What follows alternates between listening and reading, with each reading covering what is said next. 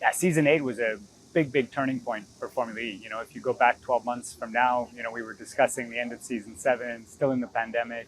Mercedes had just announced they were leaving. Candidly, it was a difficult moment, but we spent last year between the seasons really thinking about how do we improve the race proposition.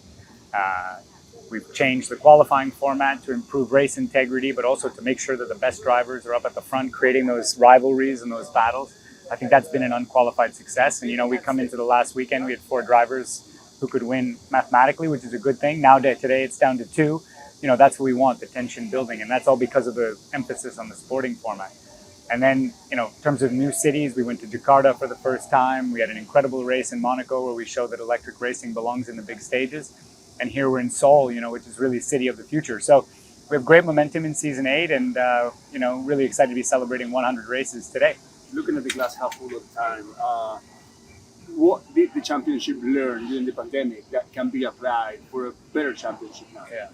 Well, I think that's a good point. When we looked at the pandemic, there was a lot of challenges that exposed within Formula E. First of all, the sporting format.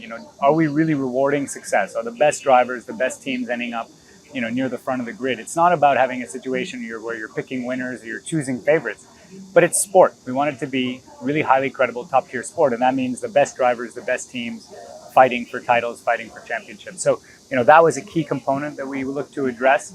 I think also the financial controls are important. Obviously the pandemic, focused people's minds in the financial investment and the return. So we had to look at that. We're bringing in cost controls and financial regs in the future. And then also in terms of, the technology roadmap, Gen 2 is a fantastic car, but it's in the 4th year. At the beginning of Gen 2, the Porsche Taycan didn't exist. Just to give a sense of like how far electric mobility has come in the road cars in that 4-year period. So we really had to reassert our position of leadership in technology, and that was something that we focused on with the Gen 3 and the specs. Of course, that's coming in the future, but we were delighted to announce that this year. So, the pandemic was difficult, but I think you have to take a crisis and learn from it and try to make the championship more robust. And I think now, we've laid those foundations, and you see the beginnings of that strategy working. Teams and manufacturers come to Formula E for a few reasons, right? Number one, technology development, of course, to push their R&D envelope in electric. Also the marketing platform, what it says about their brand, the ability to project on a global basis. And then, from a storytelling perspective, if you will, a marketing perspective, how can they show their success as an organization, as a team through racing, testing themselves against the best competition. And, next year we're welcoming Maserati for the first time in top-tier motorsport in decades. And we're bringing McLaren, obviously a historic name in motorsport, especially in Formula 1 and now Indy, really powerful to have them joining. So I think when you think of the existing manufacturers, we have Porsche, Jaguar, Nissan, NIO, Mahindra. Now they're going to be racing against McLaren, Maserati. It's a really strong lineup. And we're really delighted. How key maybe is sustainability for Formula E and also towards the Gen 3 car? Yeah, I mean, look, Formula E was founded with purpose, right? We were specifically started to address climate change and to promote electric vehicles. So, that's in our DNA. It's who we are. As we talked about before, we have to make sure we build a proper sporting platform and a global race series to be able to promote that message as much as possible. So we can't forget that we're a sport. That's probably most important. On the other hand, our fans, younger fans, they care about climate topics. They care about sustainability. They're attracted to Formula E because we're different than other motorsports. So we have to make sure we remember, that heritage, if you will, or that DNA and lean into it. Net zero carbon from inception, the only sport that can credibly claim that.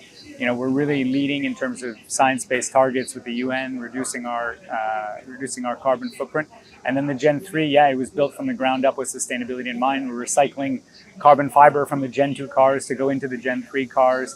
Of course, all the rubber in the tires is recycled. All of the suppliers are held to very high standards around the sourcing of their materials, because we want to demonstrate to the world that you can focus on these things, you can have a big impact.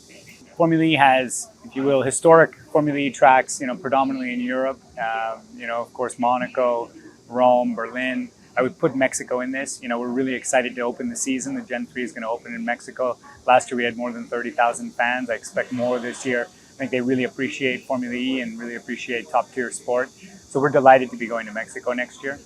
I think beyond that, we've got some really exciting new cities. We're going to go to Cape Town in South Africa.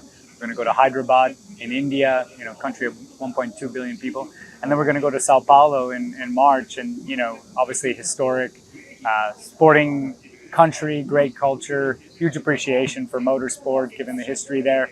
And, we race in the venue that has Carnival. We're going to go to that same venue a couple of weeks later. So, we really look forward to a celebration for Formula E there. How key is for Formula E to be everywhere in the world, including in America?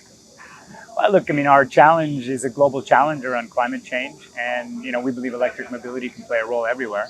And our ambition as a sport is to be, top tier global FIA world championship. And that means we go around the world and we race in, some of the best cities in the world. And of course, when we look at the world, we need to look at Latin America. Obviously, we have Mexico City already, but I think adding Sao Paulo is a huge step forward. So, we'll see in the future. But right now, we're covering most of the world. There's still some parts where we need to expand.